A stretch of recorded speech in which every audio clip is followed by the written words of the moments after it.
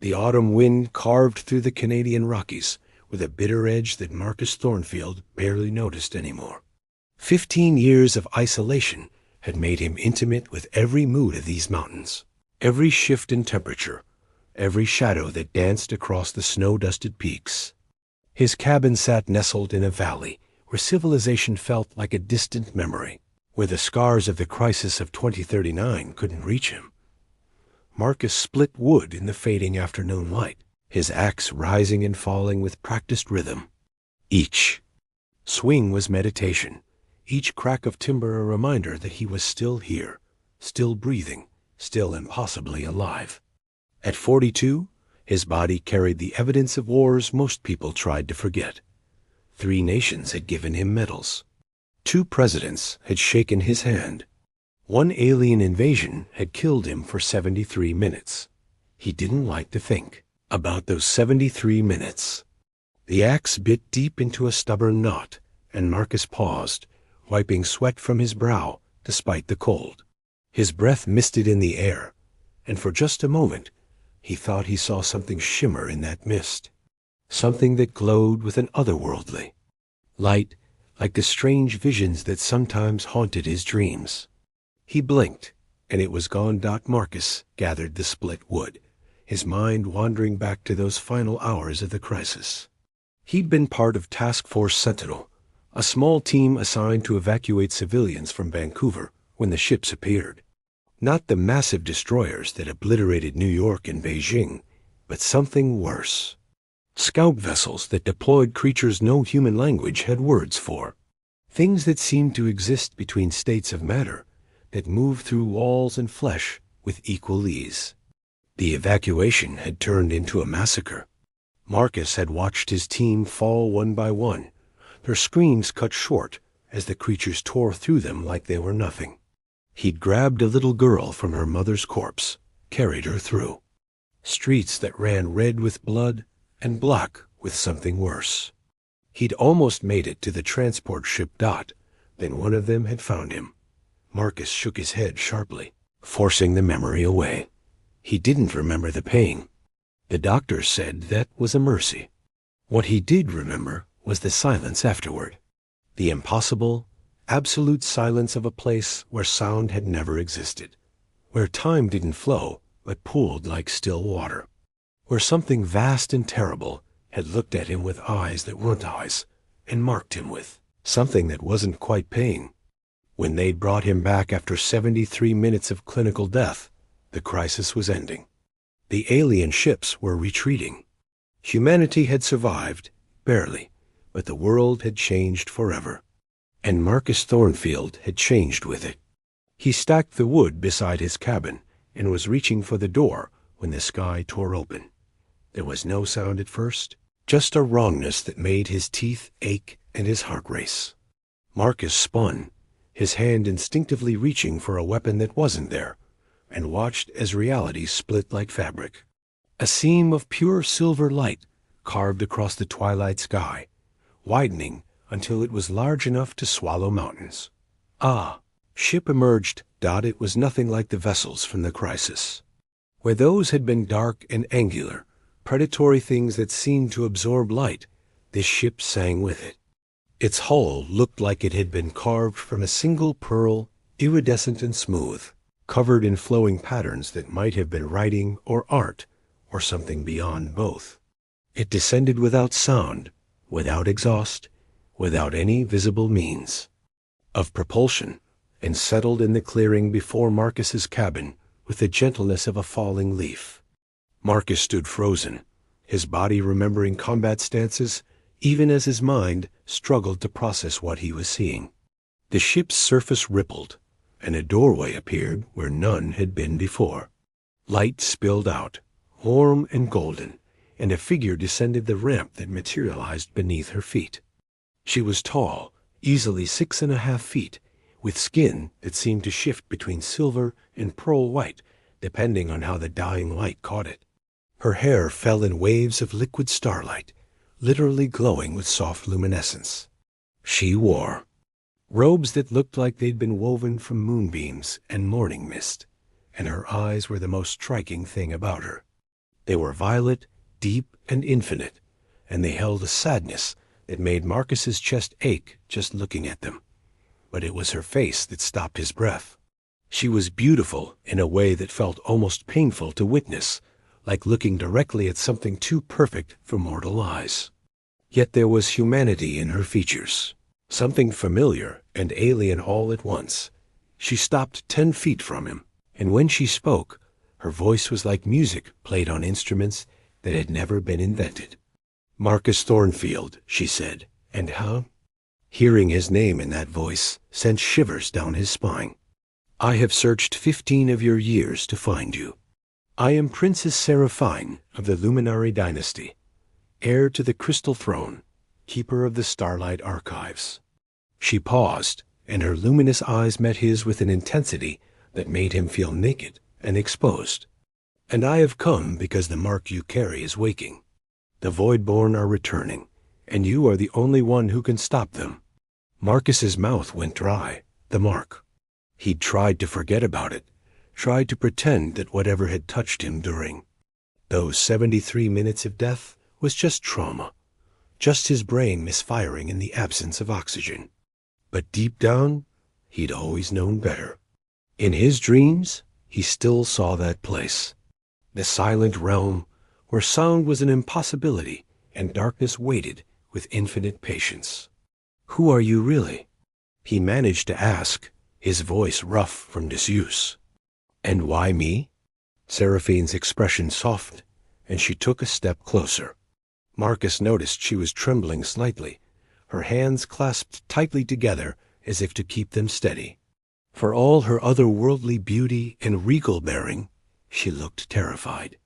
"I am the last of my line," she said quietly. "My people have fought the Voidborn for 10,000 years. We have pushed them back, sealed them away, paid in blood and souls to keep the darkness contained. But the seal is breaking, Marcus. It breaks because of what happened to you 15 years ago. When you died and came back, you created a crack in the barrier between worlds. The Voidborn marked you as their key." She reached out slowly, giving him time to pull away, and pressed her palm against his chest. Where she touched him, warmth spread like honey through his veins. And beneath that warmth, he felt it. The mark, a cold spot in the center of his being that pulsed with dark energy, responding to her touch like a living thing. "They will come for you," Seraphine whispered, and tears began to slide down her luminous cheeks. "And when they do, everyone you love, everything you fought to protect, will burn, unless you come with me. Unless you let me teach you to control what they left inside you." Marcus looked into her eyes and saw his reflection there, saw himself as she saw him. Not a retired soldier hiding from the world, but something more. Something marked by death and darkness. Something that stood at the threshold between salvation and annihilation. Behind her, the sky began to darken in a way that had nothing to do with the setting sun.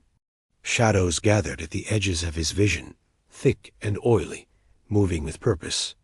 Marcus felt the mark in his chest pulse harder, felt it reaching out toward those shadows like recognizing the Voidborn had found him.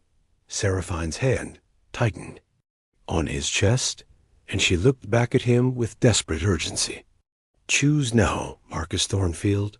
Come with me and learn to fight the darkness, or stay here and watch your world die. But choose quickly, because they are already here." The shadows began to take shape, forming into creatures that defied description. Marcus felt 15 years of hard-won peace shatter like glass, felt the soldier he'd tried to bury rising up inside him. He looked at the alien princess with her glowing tears and terrified eyes, at the ship that promised escape, at the darkness gathering strength with every passing second. And he made his choice. Marcus grabbed Seraphine's hand and ran. The moment their fingers intertwined, he felt a jolt of energy pass between them, warm and electric, so intense it nearly stopped him in his tracks. But the shadows were converging, flowing across the snow like spilled ink, and there was no time to process the sensation. The ship, Seraphine pulled him forward, her strength surprising for someone who looked so delicate. They sprinted up the ramp as the first void-born creature fully materialized behind them. Marcus risked a glance back and immediately wished he hadn't. The thing had too many limbs, too many angles that hurt to look at directly. Its form shifted constantly, as if reality couldn't quite decide what shape it should hold. Where it touched the ground, the earth blackened and withered, grass turning to ash in an instant. The ramp retracted beneath their feet, and a barrier of shimmering light sealed the entrance. The Voidborn slammed against it, and the ship shuddered. Marcus stumbled, but Seraphine caught him, steadying him with hands that glowed brighter in the dimness of the ship's interior. "They cannot breach the shields," she said, though her voice trembled. "Not yet, but we must leave immediately." She guided him through corridors that seemed to shift and flow like liquid crystal, finally reaching a chamber that took his breath away. The walls were transparent, offering a 360-degree view of the world outside. More Voidborn were emerging from tears and reality itself, dozens of them now. Converging on the ship, Seraphine moved to a console that rose from the floor at her approach, her hands dancing across symbols that pulsed with light. The ship lifted smoothly, and Marcus watched his cabin, his sanctuary of 15 years, disappear beneath a writhing mass of shadow creatures. "I'm sorry," Seraphine whispered, not looking at him. "I brought them here. They followed my ship across the stars because they could sense you through me. This is my fault." Marcus wanted to respond, to tell her it wasn't her fault, but the words died in his throat as something massive tore through the sky. A rift, wider than any before, opened like a wound in the fabric of space. From it emerged something that made the other Voidborn look like insects by comparison. It had a vaguely humanoid shape, if a human stood 3 stories tall and was made of condensed darkness. Its eyes, if they could be called that, burned with purple fire that seemed to consume light rather than produce it. When it opened its mouth, sound itself seemed to die. "The Harbinger," Seraphine breathed, and Marcus heard raw terror in her voice. "I didn't think they would send one so soon." "Marcus, hold on to something." The ship lurched forward with acceleration that should have crushed them both, but Marcus felt no G-forces, only a strange lightness as the vessel shot upward. The Harbinger reached for them, with arms that stretched impossibly long, fingers that could have wrapped around buildings. It missed by inches. As they broke through Earth's atmosphere, Marcus saw the damage below. The Voidborn were spreading from his valley, a dark stain flowing across the pristine Canadian wilderness. In minutes, they would reach the nearest town. In hours, they could consume a city. "We have to go back," Marcus said urgently. "We have to warn people, evacuate them, something." Seraphine's hands moved faster across the console, and the ship jumped to what Marcus assumed was faster than light travel. The stars stretched into lines, and Earth vanished behind them. "We cannot," she said, and he heard the pain in those words. "If we return now, the Harbinger will follow. It wants you, Marcus. It wants what's inside you. Every moment we stay near Earth puts your entire world at risk." "Then what was the point?" Marcus demanded, anger rising hot in his chest. "I left to protect them, but now they're dying anyway." "No." Seraphine finally turned to face him, and he saw tears streaming down her luminous face. "The Voidborn cannot fully manifest without you nearby. You are their anchor point, their key. With you gone, they will fade back into the spaces between worlds. Your Earth will be safe, at least for now." She moved toward him, each step graceful, despite her obvious distress. "But they will return, Marcus. Again and again, they will try to reach you, to take what you carry. The only way to save your world permanently is to close the gate you accidentally opened. And to do that, you must come with me to Luminara, to my world. You must learn what you truly are." Marcus slumped against the transparent wall, his mind reeling. 15 years. 15 years he'd spent trying to be normal, trying to forget, and it had all been a lie. Whatever had happened during those 73 minutes of death, it had marked him in ways he still didn't understand. "Tell me," he said quietly. "Tell me what happened when I died. The truth, all of it." Seraphine settled beside him, close enough that he could feel the warmth radiating from her skin. She smelled like starlight, if starlight had a scent. Something clean and infinite and achingly beautiful. "When you died," she began, her voice soft, "your consciousness entered what we call the silent realm. It is the space between life and death, between existence and void. Most souls pass through it in an instant, too quickly to even register its presence. But you, Marcus Thornfield, you lingered there for 73 of your minutes." She touched his chest again, right over his heart, and he felt the mark respond, pulsing with cold fire. The void-born exist in that space. They are creatures of the threshold, born from the death of universes, feeding on the transition between being and unbeing. When they sensed you there, a living consciousness in their domain, they tried to consume you. Marcus remembered fragments now, triggered by her words. The absolute silence. The sensation of being watched by something vast and hungry. The feeling of cold fingers, impossible fingers, reaching into the core of his being. "But you resisted," Seraphine continued, wonder creeping into her voice. "Somehow, without training, without knowledge, you fought them. You refused to be consumed. And in doing so, you absorbed part of their essence. You took their power into yourself and brought it back to the living world." She pulled her hand away, and Marcus felt the loss of her touch like a physical ache. That power, that fragment of the void, it makes you unique in all the universe. You are neither fully alive nor touched by death. You exist in between, just as they do. And because of that, you can interact with them in ways no other living being can. Is that why they want me? Marcus asked. Because I have part of them inside me? Partly, Seraphine said. But more than that, you are a doorway. Your very existence creates a weak point in the barrier between worlds.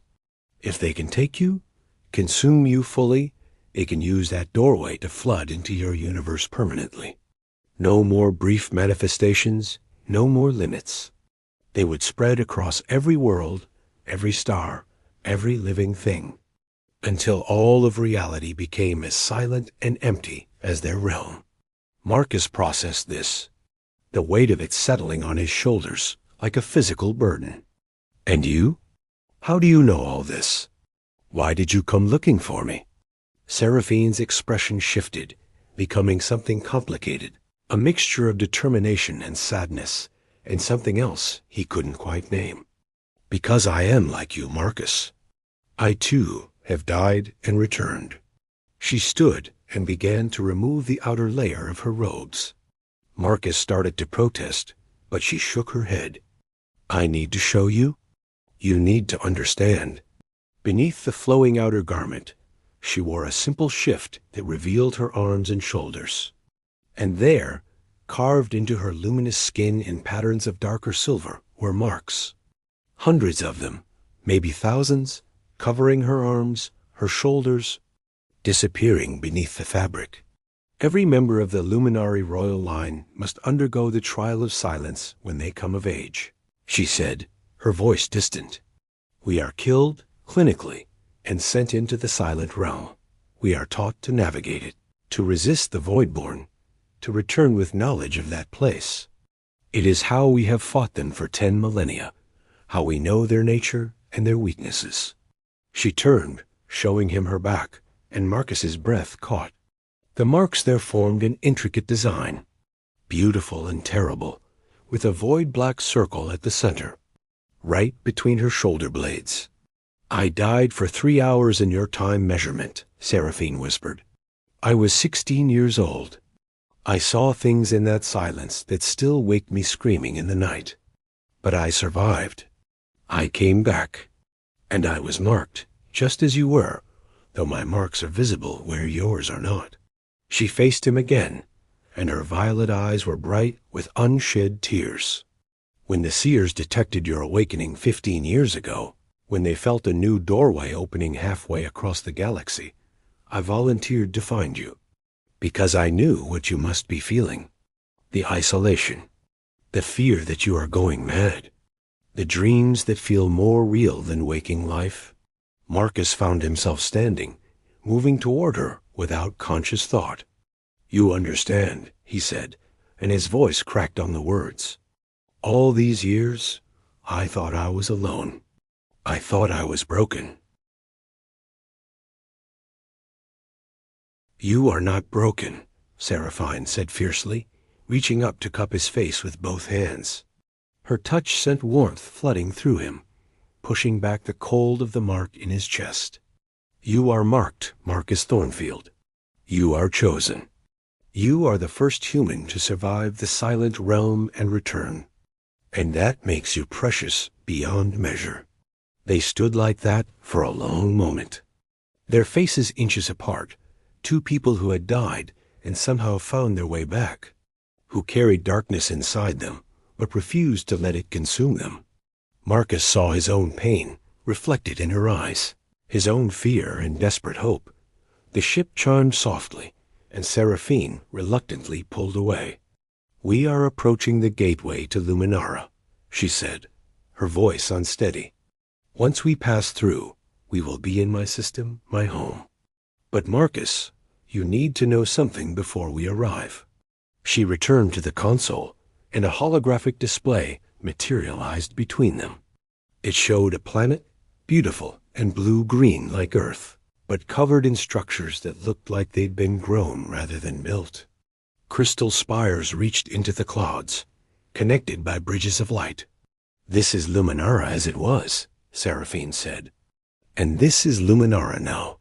The image shifted, and Marcus's heart sank. Half the planet was dark, covered in the same black corruption he'd seen spreading from his valley. The crystal cities were crumbling, the bridges of light flickering and dying. "The Voidborn have been attacking my world for the past century," Seraphine explained, her voice hollow. "We have held them at bay, but we are losing. Our population has fallen from billions to millions. Our defenses weaken with each passing year. My father, the king, died 3 months ago fighting the Harbinger that you saw today. My mother followed him 2 weeks later, her heart broken by grief."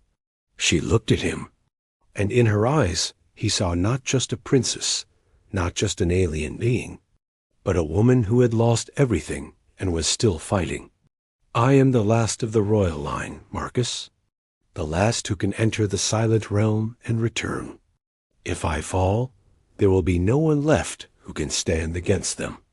My people will be consumed, and then the Voidborn will spread to the next world and the next until they reach Earth again." "Why are you telling me this?" Marcus asked, though he thought he knew the answer.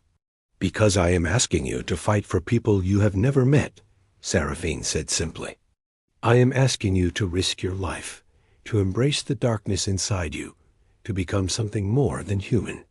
I am asking you to be a hero again, Marcus Thornfield, not for your own world, but for mine." She crossed to him and took his hands in hers. "And I am asking as a woman who is desperately, terribly afraid, who has been alone for so long, carrying this burden by herself, who saw you in the visions the seers showed me and felt, something she had never felt before, hope, connection, the possibility that she might not have to face the darkness alone anymore." Marcus looked down at their joined hands, at the way her luminous skin contrasted with his weathered flesh. He thought about his cabin burning below, about the peaceful life he'd built and lost. He thought about Earth, about humanity, about the fact that his very existence put everyone he'd ever known at risk.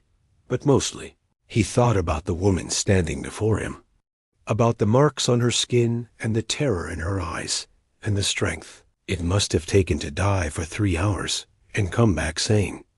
About how she'd crossed the galaxy alone to find him, to ask for his help, knowing she might fail. "I'll help you," he said, and watched relief flood her features. "I'll learn to control this thing inside me. I'll fight the Voidborn. I'll do whatever it takes to close the gate and protect both our worlds." Seraphine's smile was like sunrise, transforming her face from merely beautiful to something transcendent. "Thank you," she breathed. "Thank you, Marcus." She pulled him into an embrace, and Marcus wrapped his arms around her, feeling the warmth of her, the realness of her. For the first time in 15 years, the cold spot in his chest didn't feel quite so cold. The ship emerged from faster-than-light travel, and through the transparent walls, Marcus saw Luminara for the first time with his own eyes. Even damaged, even partially consumed by darkness, it was the most beautiful thing he had ever seen. Crystal spires caught the light of 3 moons, scattering it across the night sky in prismatic displays. The dark corruption eating at the planet's edges only made the light seem more precious, more worth fighting for. "Welcome to my home," Seraphine whispered against his shoulder. "Welcome to the war." As the ship descended toward the largest remaining crystal city, Marcus felt the mark in his chest pulse stronger than ever before. Down there, in that beautiful, dying world, his new life would begin. He would learn to master the darkness inside him. He would train to fight creatures that existed between life and death. He would stand beside a princess who had died and returned, who understood him in ways no one else ever could. And maybe, just maybe, he would find something he'd lost 15 years ago when he'd come back from those 73 minutes of silence. A purpose, a reason to live instead of just existing, a reason to be more than a man waiting to die again.